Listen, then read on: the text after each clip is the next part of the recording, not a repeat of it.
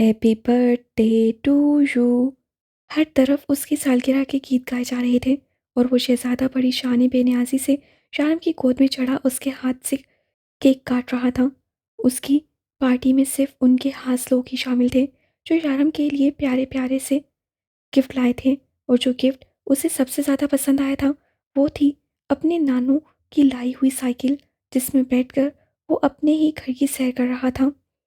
फिलहाल उसे साइकिल चलानी नहीं आती थी, इसलिए मुशारिफ उसे पीछे से धक्का दे रहा था, जबकि इनायत उसके पीछे बैठी उससे साइकिल चलवाने की नाकाम कोशिश कर रही थी। जबकि महर सबको इग्नोर किए अपने क्रश के पास बैठी बातें करने में मसरूफ थी। यारों उसे अपने पास बिठाए उसे स्कूल के बारे में पूछ रहा था। ये नहीं था कि वो आज उनके साथ नहीं खेल रही थी, वो हमेशा खेल कूद से ज़रा अलग रहती थी। और हाँ, खासकर जब जब रोयाम के घर पे आती तो वो हमेशा शारम को ही देखती रहती थी। शारम को भी ये नन्ही सी गुड़िया बहुत पसंद थी। अनायत के लिहाज से महर थोड़ी कमज़ोर थी, नज़रों पर हर वक्त चश्मा चढ़ाए अपनी नन्ही सी नाक को छूती बहुत मासूम लगती थी। सभी जानते थे कि वो शारम से बेहद अटैच है। वो काफ़ी ज़िद्दी थी, लेकिन जब शारम उससे कोई बात मानने के लिए कहता तो वो फ़ौरन बात मान जाती थी। यहाँ तक कि उसका ये भी कहना था कि वो बड़ी होकर शारम चाचू से शादी करेगी, क्योंकि इत्तेफाक से उसे भी शारम के डिम्पल बेहद पसंद थे, जो उसके घर में किसी के पास भी नहीं थे। रोयाम के आने के बाद भी उससे अपना क्रश नहीं बदला था। उसे आज भी यारम ही पसंद था।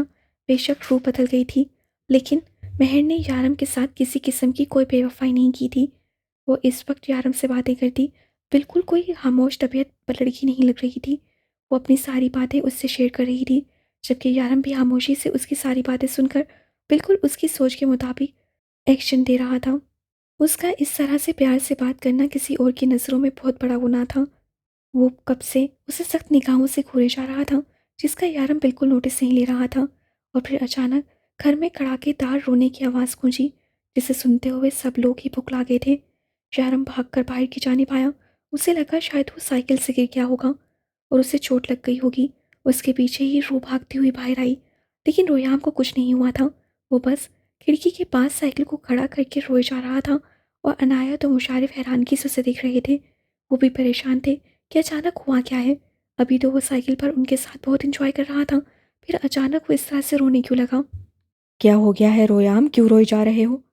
वो उसे अपनी गोद में उठाना चाह रहा था, लेकिन रोयाम उसके हाथ पर अपना हाथ मारता दोनों हाथ आपस में जोड़े और ज़्यादा रोने लगा। अरे मेरे पास तो आ, क्या हो गया है, क्यों रोए जा रहा है? वो उसे एक बार फिर से उठाने की कोशिश करते हुए बोला, जब उससे एक बार फिर उसके हाथ पीछे करते हुए और ज़्यादा रोना शुरू कर दिया। यारम आप पीछे हो, मैं देखती हूँ। रू परेशानी से रोयाम के पास आई तो वो अपने दोनों बाजू ऊपर करता उसके पास चला गया और अब कंधे से लगा मसलसल रोए जा रहा था। हुआ क्या है रोयाम, मेरी जान, क्यों रो रहे हो इस तरह? रू उसकी पीठ सहलाती परेशानी से पूछ रही थी, जब शारिफ ने शरारती से मुशारिफ की तरफ देखा। अरे, हम तो खेल रहे थे, ये अचानक खुद ही रोने लगा। 5 साला मुशारिफ फौरन अपनी सफाई में बोला। अनायत सच से बताओ, वो क्यों रो रहा है? अब वो अनायत से पूछने लगा, जो कंधे उचकाकर परेशानी से रोयाम को देख रही थी। कुछ तो हुआ है, ऐसे ही तो नहीं रोने लगेगा ना? ज़रूर तुम दोनों शैतानों ने कुछ किया है। जल्दी से बताओ क्या किया है तुमने? उन दोनों को देखकर डांटते हुए बोला। इट्स ओके शारिफ भाई, ऐसे ही रोने लग गया होगा। जाओ बेटा आप लोग खेलो, शायद रोयाम को नींद आ रही है इसलिए रो रहा है। वो उसे उठाकर अंदर ले जाते हुए बच्चों से बोली, तो शारिफ और शारम भी उसके पीछे ही अंदर आ गए। सारे बच्चे मिलजुल कर प्यार मोहब्बत से रहते थे। लड़ाई झगड़े का तो फिलहाल उन्हें पता भी नहीं था, इसलिए इस बात को लेके वो बेफिक्र थे कि किसी किस्म की लड़ाई झगड़े की वजह से रोयाम रोया होगा या बच्चों ने उसे मारा या डांटा होगा। ऐसा तो कभी हुआ ही नहीं था। ये सब लोग ही रोयाम को बेहद चाहते थे और उन सब के साथ रोयाम इंजॉय भी बहुत करता था। तो फिर रोयाम इस तरह से रोने क्यों लगा? और अब तो वो यारम के पास जा ही नहीं रहा था, बस गुस्से से घूरे जा रहा था। यारम को कुछ समझ नहीं आ रहा था, लेकिन कुछ तो गलत हुआ था और उससे रोयाम उसे इस तरह से घूरे जा रहा था। उसका इतना शिद्दत भरा प्यार झेल कर भी वो उससे नाराज़ नहीं होता था। लेकिन पता नहीं इस बार ऐसा क्या हो गया कि वो उससे बिल्कुल ही रूठ कर बैठ गया था। उसके बार बार घूरने पर यारन ने 2-3 बार उसे अपने पास बुलाना और उठाने की कोशिश की, लेकिन वो हर बार उसका हाथ झटक देता और फिर उससे घूरने लगता। आखिर हुआ क्या था? यारम को बिल्कुल समझ नहीं आया, लेकिन वो उससे सख्त रूठा हुआ था। रोयाम रो रो कर थोड़ी देर सो चुका था और अब उन सब के जाने का वक्त हो गया। डिनर के बाद जब वो लोग वापस जाने लगे तो रोयाम भी जग चुका था और अब उसकी नज़रें यारम पर थी। थोड़ी देर पहले वाले नाराज़गी को वो बिल्कुल भूल चुका था। तभी तो यारम ने उसे अपने पास बुलाया तो वो भागता चला गया। यारम को भी थोड़ा सुकून मिला था कि वो उससे नाराज़ नहीं था। सब लोग जाने से पहले रोयाम से मिले। जब मेहर ने रोयाम को किस करने की कोशिश की तो वो उसे घूर कर उससे दूर हो गया। उसकी हरकत सबके लिए ही काफ़ी मज़ेदार थी। मेहरी, तुम इसके हिस्से का किस भी यारम को कर दो। किसन ने आइडिया दिया जो मेहर को बहुत पसंद आया था। यारम मुस्कुराकर नीचे झुका तो रोयाम का बाजा फिर से बजने लगा। यारम भुगलाकर पीछे हुआ जबकि हिस्सा कहका लगाकर उठा। मिस्टर यारम मुबारक हो। आपके बेटे के अंदर भी आप वाले जरासीम पाए जाते हैं। वो कौन से जरासीम थे? हाँ, जेलसी के। किसन ने हंसते हुए रोयाम के रवैये की पूरी वजह उसके सामने रख दी। क्या मतलब है? तुम ये कहना चाहते हो कि मैं मेहर को प्यार कर रहा था इसलिए रो रहा है? शारम के लिए एक नई बात थी, लेकिन वो रोयाम के रोने की वजह जानना चाहता था। किसन ने हंसते हुए हाँ में सर हिलाया। देखा, रोयाम ने साबित कर दिया कि वो तेरा ही बच्चा है। तोबा अभी 1 साल का है और इतनी जलन मेरी मासूम सी बच्ची को किस भी नहीं करने दिया। किसन हंसा तो यारम अगले ही लम्हे रू की गोद से रोयाम को जबरदस्ती उठाकर अपने सीने से लगा चुका था, जो बुरी तरह उसकी बाहों में मचलते हुए रो रहा था। यारम अब उन सबको हाथ दिलाता उसे लिए ऊपर की जानिब चला गया। वो सुबह से ही रोयाम के रवैये की वजह से बहुत परेशान था। वो तो सोच भी नहीं सकता था कि वो उससे लेकर पोसेसिव हो रहा है। बस मेरा बच्चा, मैं वादा करता हूँ मैं किसी को नहीं उठाऊंगा, किसी से प्यार नहीं करूंगा, सिर्फ अपने रोयाम से करूंगा। वो उसे अपने सीने से लगाए उसे तहफ़्फ़ुज़ का एहसास से था। वादा कर रहा था कि वो सिर्फ उसी का बाप है। लेकिन रोयाम अपनी नाराज़गी का इज़हार करते हुए मज़ीद रोकर उसे खुद से दूर कर रहा था। अच्छा ना मेरा बाबू, मैं किसी से प्यार नहीं करूँगा। यार, मैं सिर्फ तेरा बाप हूँ। वो उसे चूमते हुए यकीन दिला रहा था। थोड़ी ही देर में रोयाम का रोना बंद हो गया, लेकिन सूं-सूं अभी भी जारी थी। बस मेरा बच्चा, बाबा सिर्फ आपसे प्यार करेंगे। वो रोयाम की गाल चूमता उसे अपने सीने से लगा चुका था। ना जाने क्यों उसे रोयाम का ये रवैया बहुत अच्छा लगा था। वो खुद भी ऐसा ही था। उसे भी नहीं पसंद था कि रोयाम और रूह किसी और से मोहब्बत करें, और वही जरासीम उसकी अपनी औलाद में भी थे, जो रूह के लिए परेशानी थी।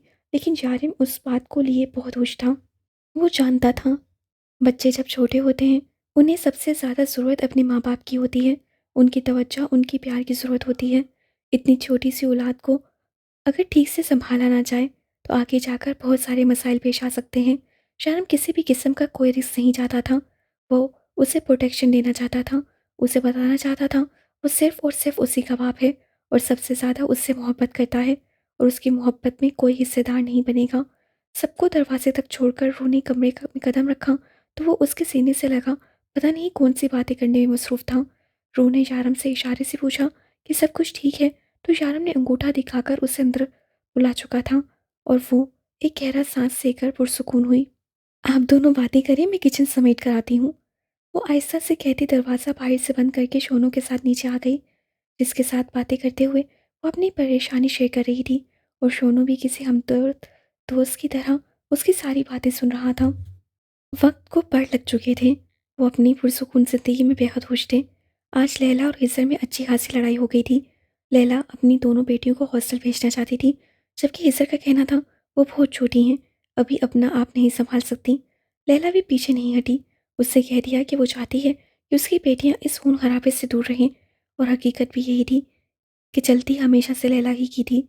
इसे लड़ लड़कर अब खामोश हो गया, जबकि शारम ने भी उसे समझाया था कि लैला एक तरह से ठीक ही कह रही थी। यहाँ पर इन लोगों की पढ़ाई भी डिस्टर्ब हो रही थी, और वो कौन सा ज़्यादा दूर जा रही हैं। इसे जब चाहे उनसे मिल सकता है। और फिर इसे उसकी बात को समझ गया। उन दोनों की सलाह करवाने के बाद वो घर वापस आया तो रोज़ की तरह रू को आज भी रोयाम के साथ मसरूफ़ पाया।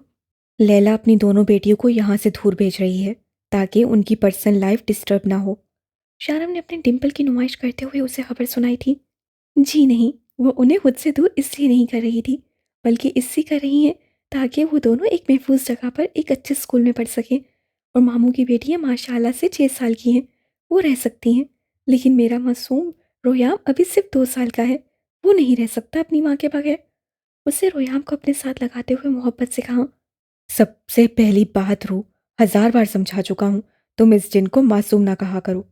वो बच्चे और होते हैं जिन्हें मासूम का हिताब मिलता है, ये तो शैतान का भी बाप है। शारम ने उसे घूरते हुए कहा था, जिस पर वो खिलखिलाते हुए अपनी माँ के साथ चिपका था, जैसे उसका इरादा ही शारम को दिखाकर चलाने का हो। इस हिसाब से तो आप फिर शैतान के दादा हुए। रू ने हिसाब बराबर किया। हाँ, क्यों नहीं। अब इससे सारी रिश्तेदारियां मेरी ही निकालो, क्योंकि इसके खानदान का चिन्ह मैं अपने घर ले आया हूँ। जाने कौन सा वक्त था जब औलाद की ख्वाहिश जागी। अगर पता होता कि ऐसी औलाद पैदा होगी तो। अस्ताफिरुल्लाह अस्ताफिरुल्लाह। अल्लाह शुक्र अदा करने वालों को पसंद करता है। मैं तो दिन रात अल्लाह पाक का शुक्र अदा करती हूँ कि उसने मेरी झोली में मेरा मासूम बच्चा डाला। और एक आप है, बाप आपके जैसे नहीं होते। रू ने तौबा करते हुए कहा। अगर बाप मेरे जैसे नहीं होते तो औलाद भी इसके जैसी नहीं होती। कौन सी औलाद है जो अपने माँ बाप के बीच हड्डी बनकर हर वक्त अपनी माँ से चिपकी रहती है। इसे मेरे हवाले करो। आज मैं इसे शारिफ के घर लेकर जाऊंगा और इसे समझाऊंगा कि इसकी माँ पर इसके बाप का भी हक है। शारम ने उसे बाजू से पकड़कर अपनी गोद में उठाया, जिस पर वो तड़प कर दोबारा अपनी माँ की तरफ लपका। यारम, आप कितने जालिम हैं। इतने बड़े सितमगर हैं, एक बच्चे को उसकी माँ से जुदा कर रहे हैं। रू ने ड्रामा करते हुए कहा। रू, खुदा के लिए खुदा का खौफ करो। मैं इसे सिर्फ थोड़ी देर के लिए अपने साथ लेकर जा रहा हूँ क्योंकि शारिफ और मासूमा इससे मिलना चाहते हैं। मैं नहीं हूँ इतना जालिम कि एक माँ को उसके मासूम बच्चे से अलग कर दूँ। उससे मासूम को खींच कर कहा, क्योंकि उसकी नज़र में उसका ये मासूम बेटा मासूम तो हरगिज़ नहीं था। अच्छा तो ऐसे कहे ना, आपने तो मुझे डरा ही दिया। मैं इसे गर्म कपड़े पहना देती हूँ, फिर ले जाइएगा। रू ने मुस्कुराते हुए उसे अपनी बाहों में ले लिया, जिससे वो एक बार फिर से यारम को चलाते हुए रू के साथ चिपक चुका था, जबकि उसके जाने के बाद उसकी मस्से पर यारम के डिंपल नुमाया हुए थे। मेरा शैतान बच्चा। यारम बड़बड़ाकर मुस्कुराते हुए अपने सीक्रेट रूम में आ गया। वो घर आया तो रू उसे खाना खिलाने में मसरूफ़ थी, जबकि वो शैतान खूब मस्तियाँ कर रहा था। रोयाम मेरा बच्चा प्लीज़ खाना खा लो। और वो उसकी मिन्नतें कर रही थी। रयाम खाना नहीं खाएता। रयाम तो पूत नहीं लती। रोयाम खाना नहीं खाएगा, रोयाम को भूख नहीं लगी। वो मासूमियत से बोला। शारम भी मुस्कुराते हुए कुर्सी पर आ बैठा। नहीं, रोयाम को भूख लगी है और वो खाना खाएगा। रू ने चम्मच भरकर उसके करीब किया, जिस पर वो नामे सा हिलाने लगा। रयाम नहीं, पापा तो पूत लती है। रोयाम को नहीं, पापा को भूख लगी है। उसे रू का हाथ यारम की जानिब कर दिया। रू बेबी, पापा को ताना दो। रू बेबी, पापा को खाना दो। वो उसे ज़बरदस्ती यारम को खाना खिलाने में मजबूर कर रहा था, लेकिन यारम तो मरकर भी ये दलिया ना खाता। और अब तो उससे रोयाम के मुंह से रू का नाम भी सुन लिया था। वैसे तो रू ने उससे पहले भी कहा था कि वो उसे उसके नाम से बुलाने लगा है, और रू को इस बात में कोई बुराई नज़र नहीं आती थी। रू, इसको बोलो तुम्हें माँ मामा अम्मा कुछ भी बोले, लेकिन रू बेबी नहीं बोल सकता। वो उसे घूरते हुए रू को कहने लगा। रू भी उसको देखकर अंदाज़ा लगा चुकी थी कि उसके मासूम बच्चे की शामत आने वाली है, इसीलिए वो उसे समझाने के लिए उसकी तरफ आई, जहाँ वो अपने मासूम चेहरे पर डिम्पल की नुमाइश करता उसे देख रहा था। रू बेबी, मेला पत्ता भूत लती है। रू बेबी, मेरा बच्चा भूख लगी है। रोयाम ने मासूमियत के तमाम रिकॉर्ड तोड़ते हुए फिर से यारम की दुखती रग पर हाथ रख दिया था। इससे पहले कि वो उसकी तरफ आकर उसका दिमाग टिकाने लगा था, वो भागकर रू से चिपक गया, जहाँ उसे यकीन था कि वो बच जाएगा। यारम, मैं समझाऊंगी ना, प्लीज़ नहीं डांटे और ना ही इसको घूरे। रू ने हंसते हुए कहा, जबकि उसे चलाकर रोयाम के चेहरे पर बड़ी ही रोशन मुस्कुराहट थी। बस कर दो हिजर, तुम क्यों मजनू की तरह यहाँ बैठ गए हो। हम हर वीक इनसे मिलने जाया करेंगे। और बेटियों पर बड़ा प्यार आता है तुम्हें। कभी मुझसे तो इतना प्यार नहीं दिखाया। जब से ये दोनों हमारी ज़िंदगी में आई हैं, तुम तो मुझे बिल्कुल ही नज़रअंदाज कर देते हो। लैला उसे मनाने की खातिर उसका ध्यान बटाने की कोशिश कर रही थी। लैला प्लीज़, मैं इस वक्त ये सारी फजूलियात में नहीं पड़ना चाहता। वो उसका हाथ अपने कंधे से झटकते हुए वो भी काफ़ी गुस्से से बोला। इज़र, सारी ज़िंदगी के लिए नहीं भेज रही हूँ मैं इन दोनों को। क्यों इतने उदास हो गए हो। लैला परेशानी से उसके पास हुई। वो इतनी सी बात को कुछ ज़्यादा ही सर पर सवार कर चुका था। सारी दुनिया के बच्चे बाहर पढ़ने के लिए जाते हैं, तो क्या उनके वालिदैन इस तरह से रिएक्ट करते होंगे। लैला के लिए हिस्सर का अंदाज नाकाबिले कबूल था। जो 3 दिन से मुंह बनाए हुए था, उससे भी सीधे मुंह बात नहीं कर रहा था। लैला, क्या तुम्हें कोई फ़र्क नहीं पड़ता हमारे घर से हमारी बच्चियां जाने वाली हैं। ना जाने कितने कितने दिन मैं उनका चेहरा नहीं देख पाऊंगा, उनसे बात नहीं कर पाऊंगा, उन्हें महसूस नहीं कर पाऊंगा। मुझे उनकी आवाज़ सुनाई नहीं देगी। जब मैं घर आऊँगा तो कोई मुझे बाबा बाबा कहकर मेरे पास आकर मेरे सीने से नहीं लगेगा। और तुम मुझसे पूछ रही हो कि मैं क्यों उदास हूँ? मेरी बच्चियाँ हैं, मेरे जिगर का टुकड़ा है। मैं उन्हें खुद से दूर जाते नहीं देख सकता। अब भी वक्त है, अपना फैसला बदल ले लैला। हम इन दोनों को संभाल सकते हैं। हम उन्हें प्रोटेक्शन देंगे। हम उनके वालिदैन हैं, उनका ख्याल रख सकते हैं। वो उसके दोनों हाथ थामे उसे समझाने लगा। देखो हिजर, मैं भी इनसे मोहब्बत करती हूँ। वो मेरी भी बच्चियाँ हैं, मेरे लिए भी अहम हैं। वो मेरी ही लिए इतनी ही अहमियत रखती हैं जितनी तुम्हारे लिए। इस घर से जाने के बाद मेरी ज़िंदगी भी वीरान होगी। सिर्फ तुम्हारी ही नहीं, हम उन्हें अपने पास रखकर भी उनकी हिफाजत कर सकते हैं। लेकिन इससे हम हर वक्त डरते रहेंगे कि हमारी बच्चियों को कुछ भी हो सकता है। हम अपने फ़र्ज़ को ठीक से अंजाम नहीं दे पाएंगे। मैं उन्हें एक ऐसी ज़िंदगी देना चाहती हूँ जिसमें वो आज़ादी से सांस ले सकेंगी। हम उन्हें घर से बाहर नहीं निकलने देते, कहीं लेकर नहीं जाते। तुमने नोट किया है, महर किसी से भी अपने दिल की बात शेयर नहीं करती सिवाय यारम के। हमेशा खामोश रहती है, अलग रहती है। कुछ दिन पहले मुझसे पूछ रही थी, मामा अगर हम अकेले घर से बाहर जाएंगे तो क्या गंदे लोग हमें मार डालेंगे? मेरे पास कोई जवाब नहीं था इज़र। वो मेरी बच्चियाँ हैं, मैं उनको सारी ज़िंदगी डरते नहीं देख सकती। अपने ही घर में वो खुलकर सांस नहीं ले पाती। मैं बस ये चाहती हूँ कि मैं अपनी बच्चियों को एक ऐसा माहौल दूँ जिसमें वो महफूज रहें। इसके अलावा और कुछ नहीं। वो उसे समझाते हुए बोली, जबकि हिजर बिना कुछ कहे उठकर बाहर चला गया, जहाँ उसकी दोनों बेटियां खेल रही थीं। कल ये लॉन बिल्कुल खाली हो जाना था। उसकी परियां जाने वाली थीं और फिर एक हफ्ते बाद सिर्फ 2 घंटे के लिए मुलाकात। हिजर के लिए ये लम्हात ही मुश्किल थे। या अल्लाह! पता नहीं लैला के पास इतना बड़ा जिगर कहाँ से आया। मुझ में तो इतनी हिम्मत नहीं है कि मुशारिफ को एक दिन भी खुद से दूर कर सकूं। और वो कैसे अपनी बच्चियों को यहाँ से दूर भेज रही है? वो दूध गर्म करते हुए मुसलसल शारिफ से बात कर रही थी। हाँ, बात तो सच है यार। लैला ने तो वाकई हिम्मत दिखाई है। हिजर तो अभी तक मान नहीं रहा। वैसे यारम ने उसे समझाया है कि लैला एक तरह से ठीक कह रही है, लेकिन बच्चियों को खुद से दूर कर देना कहाँ की अक्लमंदी है। लेकिन लैला का काम भी बहुत ज़्यादा है। देखो, तुम 3 बजे घर वापस आ जाती हो, मुशारिफ के साथ वक्त गुजारती हो, लेकिन लैला के पास बिल्कुल वक्त नहीं होता। वो दोनों तो अपनी बच्चियों पर ठीक से गौर नहीं कर पाते। उनकी पढ़ाई भी मुतासिर हो रही है और आजकल दुश्मनों की नज़र भी है हिजर और लैला पे। पिछले दिनों उनके घर पर हमला हुआ था, बच्चियों को भी नुकसान हो सकता था। इस हिसाब से लैला का फैसला बिल्कुल ठीक है। शारिफ ने उसे समझाते हुए कहा। मासूमा दूध गर्म करके बाहर आ गई और अब मुशारिफ को देखते हुए यही सोच रही थी कि चाहे कुछ भी हो जाए, वो तो अपने बच्चे से एक पल के लिए भी दूर नहीं हो सकती। पता नहीं लैला ये वक्त कैसे गुजारेगी। फिलहाल तो वो खुद को बहुत मजबूत जाहिर कर रही थी, लेकिन थी तो एक माँ, और अपनी औलाद से दूर रहना कितना मुश्किल होता है, एक माँ से बेहतर और कौन जान सकता है। उसने अपने दिल पर पत्थर रखकर ये फैसला किया था, जो हिस्सर को अभी तक कबूल नहीं था। हिस्सर बाप होकर अपने बच्चों से दूर जाने के फैसले के खिलाफ था, तो लैला ने तो उन्हें जन्म दिया था। वो किस तरह से ये सब कुछ फेस कर रही थी, वो ही जानती थी। लेकिन फ़िलहाल तो हिस्सर उसी ही के खिलाफ हो बैठा था, जो उसे उसकी बच्चियों से दूर कर रही थी। शारम की आँख खुली तो वो उसके साथ बिना शर्ट उल्टा लेटा सो रहा था। वो जब से बड़ा हो रहा था, उसने यारम की सारी आदतें अपनाई हुई थीं। शर्ट पहनकर सोने का तो सवाल ही पैदा नहीं होता। और अब तो सुबह होते ही वो उनके पीछे पीछे जिम रूम में भी पहुंच जाता था और एक्सरसाइज करने की कोशिश करता। और उसका ये शौक देखते हुए ही शारम उसके लिए मिनी मशीनरी मंगवा रहा था। फिलहाल तो वो गहरी नींद में था। शारम सीधा होकर बैठा और बेड ग्राउंड से टेक लगाई। रू ने सुबह 4 बजे के करीब उसे बेड पर रखा था और उसके बेड पर आते ही उसने शरारतें शुरू करके शारम को जगाया था और फिर खुद दूध पीकर आराम से सो गया। उससे एक नज़र दूसरी जानिब सोई रूह को देखा, जिसका हाथ रोयाम की पीठ पर था। उससे नरमी से रोयाम के माथे पर प्यार दिया और आहिस्ता से रूह का हाथ हटाता उसे उठाकर अपने ही रूम में मौजूद बेबी कॉट में लिटा दिया, जो कि अब पहले से थोड़ा बड़ा और बेड की शेप में आ चुका था, लेकिन था अभी तक उन्हीं के कमरे में मौजूद, क्योंकि रूह का कहना था कि जब तक रोयाम 5 बरस का नहीं हो जाता तब तक वो उसे अलग कमरे में नहीं लाएंगे। और शारम ने उसके फैसले को अब कबूल कर लिया था। उसे बेबी कॉट में सुलाकर वो वापस रूह के पास आया। वो गहरी नींद में सोई, बेहद मासूम लग रही थी।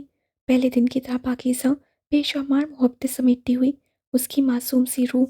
आजकल रूह के साथ उसका सुबह ही वक्त गुजरता था, जब रोयाम सुबह के वक्त गहरी नींद में होता, वरना तो वो रात में भी उस वक्त सोता था जब रूह सो चुकी होती। अगर उसे यारब का दुश्मन कहा जाता था तो ये गलत नहीं था। वो रूह और यारम के रोमांस का भी दुश्मन था, लेकिन ये भी हकीकत थी कि उसमें यारम की जान बसती थी। उसे देखे बिना तो उसे सुकून नहीं आता था। सुबह उठते ही सबसे पहले उन दोनों का चेहरा दिखता था, तभी तो उसका दिन अच्छा गुजरता। उसने एक नज़र उसे देखा और फिर दूसरी जानिब सोई रू को। रू का मासूम चेहरा देखकर उसकी नीयत खराब होने लगी थी। वो आयशा से बेड पर वापस आया और वो उसको एक ही लम्हे में खींचकर अपने करीब कर लिया। वो फुकलाकर आंखें खोले उसे देखने लगी, जो मुस्कुराता हुआ अभी उसकी गर्दन पर झुककर अपनी मोहब्बत का इज़हार कर रहा था। यारम क्या करते हैं? आपने डरा दिया मुझे। उसके लबों का लम्स अपनी गर्दन पर महसूस करके वो मिनमिनाई थी। यही तो मसला है, तुम डरती बहुत हो। अब तो तुम्हें आदत हो जानी चाहिए। शारम कहते हुए उसके चेहरे पर झुका और उसके लबों को अपने लबों की तस्वीर में लेकर अपनी चारहाना मोहब्बत का इजहार करने लगा। रूह की सांसें रुकने लगी थी, लेकिन शारम को इस वक्त सिर्फ और सिर्फ अपनी बढ़ती हुई तशनगी की फिक्र थी, जो रूह के करीब जाए बगैर तो ख़त्म नहीं हो सकती थी। आई लव यू यार। कैसे हो सकती है मुझे तुमसे इतनी मोहब्बत? मैं पागल हो जाऊंगा तुम्हारे प्यार में। अपनी वालहाना मोहब्बत उस पर निसार करते हुए वो खुले लफ्ज़ों में इतराफ़ इश्क कर रहा था। रूह आज भी उसके अंदाज पर बौखलाकर रह जाती थी। शादी के 7 साल बाद भी शारम की मोहब्बत में कमी नहीं आई थी, बल्कि उसकी मोहब्बत को उससे हर लम्हे के साथ बढ़ते हुए महसूस किया था। और उसकी मोहब्बत सिर्फ उसी के लिए थी। अपनी आती जाती हर सांस के साथ शारम ने अलग अंदाज में उसे बताया था कि वो उसकी ज़िंदगी में कितनी अहम है। पिछले 7 सालों से मोहब्बतों का ये सिलसिला रुका नहीं था। शारम की बेपनाह मोहब्बतों ने उसे निखार दिया था। वो अपने आप को अनमोल समझती थी। उसकी मोहब्बत की शिद्दत को महसूस करते हुए उसने अपनी आंखें बंद कर लीं और शारम आहिस्ता आहिस्ता उसकी हर सांस में अपनी हुकूमत चला रहा था। रोयाम शारम के ऑफिस से चॉकलेट का डब्बा उठाए कभी बेड के नीचे जाकर चॉकलेट खाता तो कभी किसी सोफे के पीछे छुप कर खाता। शारम हर तरफ से ढूंढ रहा था, जबकि वो जानता था कि रोयाम कहाँ है और सोफे के पीछे और बेड के नीचे क्या कर रहा है। लेकिन फिर भी उसे खुश करने की खातिर वो उसे ढूंढ रहा था और रोयाम समाट बने उसके सामने से निकलकर कहीं और छुप जाता और शारम बेचारे को पता भी नहीं चलता था। रू, मैं मेहर के लिए चॉकलेट लाया था, पता नहीं कहाँ रख दी। मुझे तो कहीं नहीं मिल रही। कहीं रोयाम ने तो नहीं उठा ली? वो रू को किचन से निकलते देखकर बोला। रू ने एक नज़र सोफे के पीछे बैठे अपने नन्हे से शैतान को देखा था, जो उससे खामोश रहने का इशारा करते हुए एक चॉकलेट भी अपने नन्हे हाथ से में पकड़े लालच देने में मसरूफ था। और रू उसकी लालच में आ भी चुकी थी। मुझे क्या पता आपने कहाँ रखी है, और रोयाम तो भाई शोनू के साथ खेल रहा है। आप जाकर अपने ऑफिस रूम में ढूंढे, वहीं होगी। वो उसे टालने वाले अंदाज में कहती उसे ऑफिस रूम भेज चुकी थी, जबकि खुद रोयाम के पास आकर सोफे के पीछे बैठ गई और रोयाम से चॉकलेट मांगने लगी। लेकिन रोयाम साहब का कहना था, अत्ते पत्ते चॉकलेट नहीं ताते, दांत कहाँ पोताते हैं। अच्छे बच्चे चॉकलेट नहीं खाते, दांत खराब हो जाते हैं। उसके इस जवाब पर रू का मुंह खुल गया, जबकि सोफे से ऊपर लटके हुए शारम उन दोनों को देखता रोयाम की बात पर कहका लगा चुका था। सीखो मेरे बेटे से कुछ। इसे पता है कि चॉकलेट नहीं खाते, इससे दांत खराब हो जाते हैं। वो हंसते हुए रू को देखकर कहने लगा तो रू मुंह बना गई, क्योंकि उसका बेटा ज़रूरत से ज़्यादा सयाना था। उसे पता था कि चॉकलेट खाने से दांत खराब होते हैं, लेकिन अपने नहीं, सिर्फ दूसरों के। हिजर, उसकी बात को समझने की कोशिश करो यार। क्या हो गया है तुम्हें? तुम्हारे घर पर आए दिन हमले हो रहे हैं। बच्चियों की जिंदगियां खतरे में हैं। और वो कोई सारी जिंदगी की बात तो नहीं कर रही। जब सब कुछ हमारे अंडर कंट्रोल होगा तो तुम बच्चियों को वापस ले आना। शारम उसे समझा रहा था, लेकिन वो कुछ भी समझने को तैयार नहीं था। लेकिन लैला ने कहा उसकी सुननी थी। वो मेहर और अनायत का सारा सामान पैक कर चुकी थी और कल उन्हें यहाँ से भेजने वाली भी थी। इज़र की नाराज़गी और उसके फैसले को वो सिरे से कोई अहमियत नहीं दे रही थी। उसे अपनी बच्चियों की ज़िंदगी अजीज़ थी। इज़र की फजूल जिद के सामने वो अपनी बच्चियों की ज़िंदगी दांव पर नहीं लगा सकती थी। कल तुम सब लोग आना, मेहर और अनायत को जाना है उनसे मिलने के लिए। मैं चाहती हूँ कि जाने से पहले एक ज़बरदस्त लंच हम लोग मिलकर करें और मेहरू और अनायत खुशी से जाएं। इससे कह दो कि उनके सामने अपना मुंह बंद रखें, वरना मेरी बच्चियां जाते हुए उदास होंगी। मुझे बिल्कुल अच्छा नहीं लगेगा। लैला खुद तो काफ़ी दिनों से उसे मनाने की कोशिश कर रही थी, और जब हिस्सा ने ना मानने की ठान ली थी तो उससे भी कोशिश करना छोड़ दी थी। लैला तो फैसला कर चुकी थी कि बच्चियां जाएंगी और ज़रूर जाएंगी, इसीलिए वो अब हिजर को ज़्यादा अहमियत नहीं दे रही थी। लेकिन हिजर की उदासी सब लोगों ने नोट कर ली थी। Dear crush, I love you. मैं आपको बहुत मिस करूंगी। मेहर शारम के गाल पर प्यार करते हुए उदासी से बोली तो शारम मुस्कुरा दिया। और ऐसा पहली बार हुआ था कि रोयाम ने कोई रिएक्शन नहीं दिया, बल्कि शारम की गोद में आराम से बैठा रहा।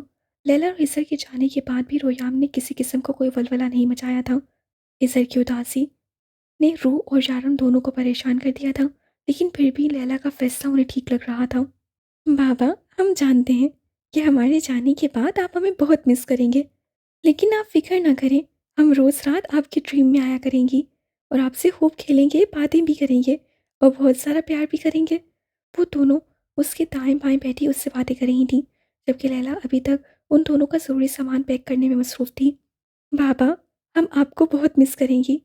मैं उसके साथ लगी हुई थी, जबकि अनायत उसके बालों पर ना जाने कौन-सा डिज़ाइन बनाने में मसरूफ़ थी। मामा, बाबा के बालों में रोज़ चंपी करना। अगर मेरे बाबा के बाल खराब हुए, तो मैं छोड़ूँगी नहीं आपको। हाँ, और बाबा जब काम से वापस आएँगे, तो उन्हें हग भी करना, वरना हम दोनों जब वापस आएँगे, तो आपको डस्टबिन में फेंक देंगे। वैसे भी आप हमारे किसी काम की नहीं हो। मैं सीज़र की गोद में बैठते हुए बोली, तो लैला उसकी बातों पर उसे घूरते हुए उसके पास आई थी। बस बाप से प्यार है तुम लोगों को, मैं तो तुम लोगों की कुछ लगती ही नहीं हूँ। लैला आंखों में नमी लिए नाराज़गी से बेड पर बैठी। तो इन दिनों में हिजर पहली बार मुस्कुराया और उन दोनों को लैला के पास जाने का इशारा किया, और अनायत और मेहरू उसके दाएं बाएं बैठी उसे मनाने की कोशिश करने लगी। हिजर भी आहिस्ता से उठकर उसके सामने आ गया। लैला उसके सीने से लगी नमी छुपाकर अपने आप को बहादुर जाहिर करने लगी, लेकिन हिजर जानता था कि ये वक्त उसके लिए भी उतना ही मुश्किल है। मैं भी तुम लोगों को बहुत मिस करूंगी, और फिक्र मत करो, मैं और बाबा तुम लोगों को जल्दी वापस से आएंगे। वो उन दोनों को यकीन दिलाती अपने सीने से लगा चुकी थी। अंदर एक खौफ था, एक वहशत फैली हुई थी, जैसे कुछ पूरा होने जा रहा है, बहुत बुरा। सुबह सब लोग आए थे उन्हें गुड बाय कहने के लिए। अनायत ने ज़बरदस्ती रोयाम को किस किया, क्योंकि वो रूह के अलावा किसी का किस लेना पसंद नहीं करता था। बहन ने यारम के हाथ से चॉकलेट लिया, वो हमेशा उसके लिए लाता था। शारिफ, सारिम, मासूमा, उर्वा, मायरा, अदन, मुशारिफ सब आए थे, और फिर उन प्यारी सी परियों का सफ़र शुरू हो गया। लेकिन कौन जानता था उनका ये सफ़र आगे चलकर क्या साबित होगा। उनकी गाड़ी घर से निकले हुए आधा घंटा ही हुआ था, जब शारम के मोबाइल पर एक कॉल आई थी। जिस गाड़ी में महर और अनायत को हॉस्टल भेजा गया था, रास्ते में ही वो गाड़ी ब्लास्ट हो गई। महर और अनायत की लाशों के इतने टुकड़े हो चुके थे कि अब शायद उनकी लाशों को समेट पाना भी नामुमकिन था। वो परियां खामोशी से दुनिया छोड़ चुकी थीं, अपनी माँ और बाप की परेशानियां ख़त्म करके, उनका घर ही नहीं, जिंदगी भी वीरान करके। वो सब लोग अंदर बैठे हुए थे कि इज़र अभी भी परेशान था।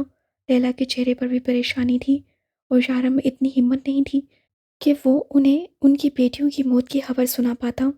हर तरफ खामोशी छाई थी। एक हफ्ता यूं ही गुजर गया, उसकी बेटियां बिछड़ गईं और वो कुछ ना कर सकी। अभी कल ही की तो बात थी, वो उसके घर में चहकती थी, सारा सारा दिन उसे तंग करती थी। वो तंग आकर उनको बांध देती, कभी वॉशरूम में तो कभी टीवी के सामने सोफे के साथ। सारा दिन उनको प्यार करती, समझाती कि वो उनकी माँ है और उनको उसका साथ देना चाहिए, ना कि हिस्से का। और वो सारा दिन उसकी लाडलियाँ बनी रहती, और इससे के आते ही टीम चेंज कर लेती।